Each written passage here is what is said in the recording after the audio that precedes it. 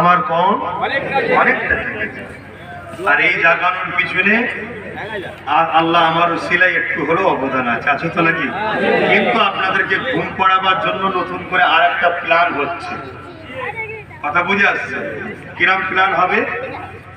একজন দেখবেন দীর্ঘদিন, অনেকে দেখবেন দীর্ঘদিন জালিমদের সঙ্গে মিশেছিল।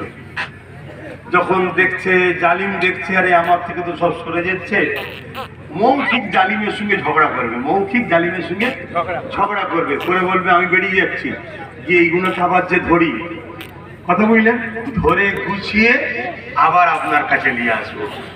এরকম প্ল্যান চলছে। এই কষ্ট না ল্যান যদি একটা ছোট্ট উদাহরণ দেবো, বলবো।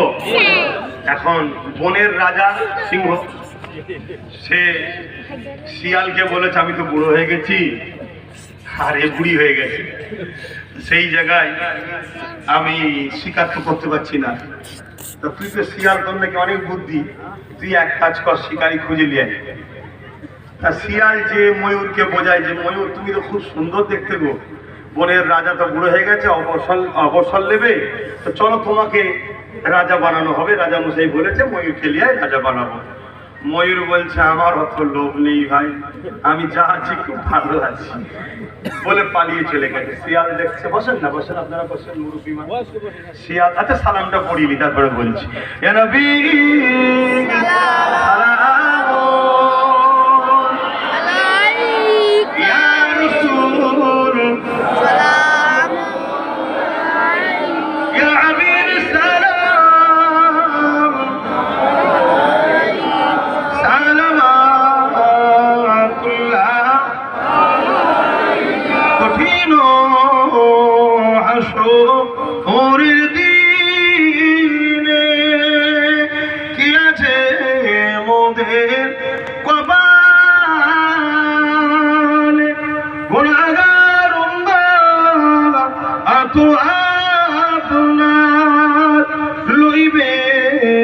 সঙ্গে মাশরে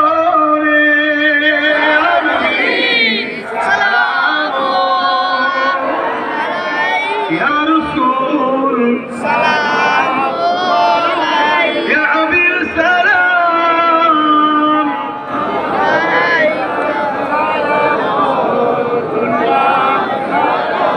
জিবরাইল দিলে খুলে দাও আসমান